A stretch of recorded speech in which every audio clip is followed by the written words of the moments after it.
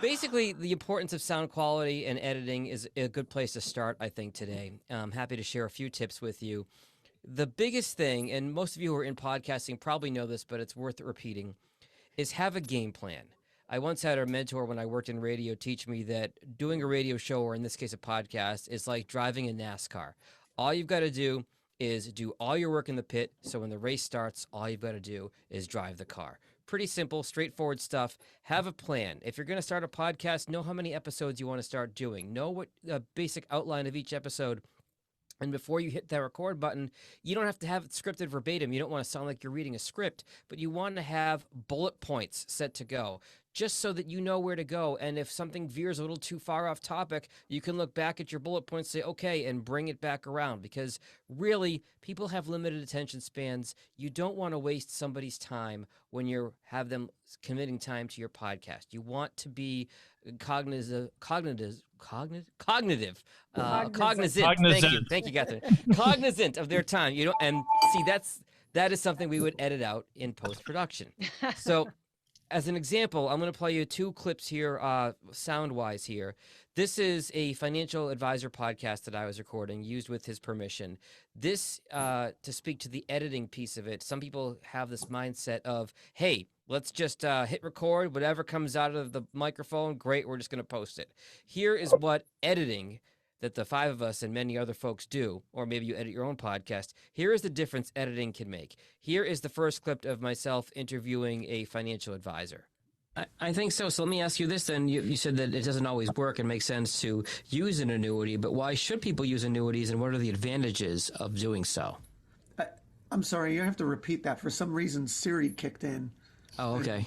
Took over the controls. So, Philip, you mentioned why sometimes an annuity isn't always the best move, but why should people use an annuity? What are the advantages to doing so?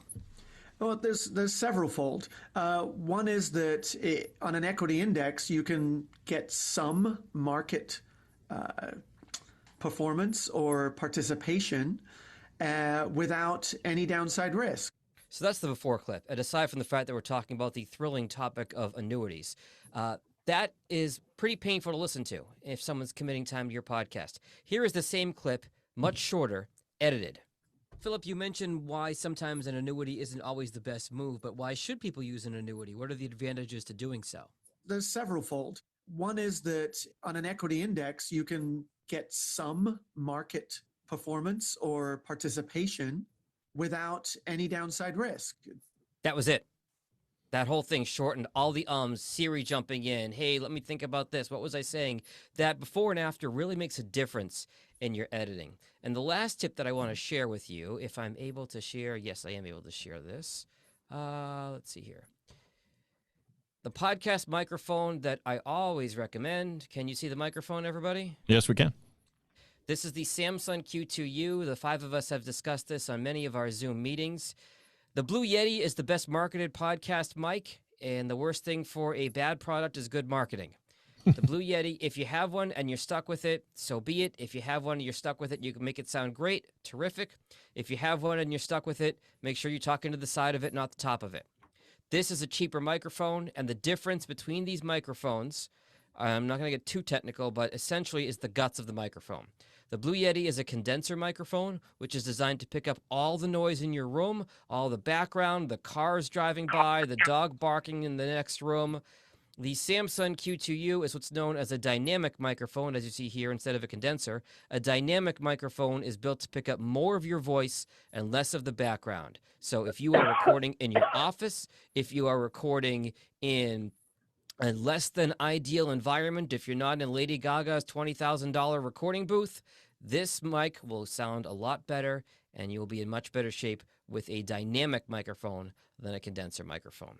So those are 3 tips on making your podcast sound great: editing, planning, and having the right microphone.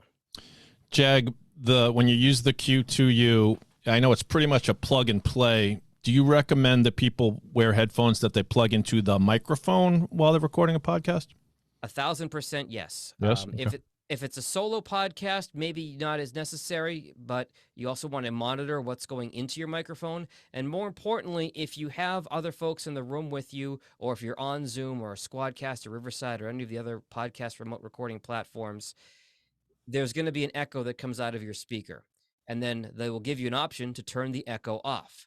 The problem is, as cool as that feature is, if you turn the echo off and you and your guest both speak at the same time, you will lose the audio on one of you. Just like on Zoom, if two people talk over each other, it will, what they call, duck the audio out from one of you, and that won't work. If you're both on headphones, you don't have to turn on the echo cancellation, and you're both recorded on a separate track, and you're golden. No matter how many times you talk over each other, you can fix it in post.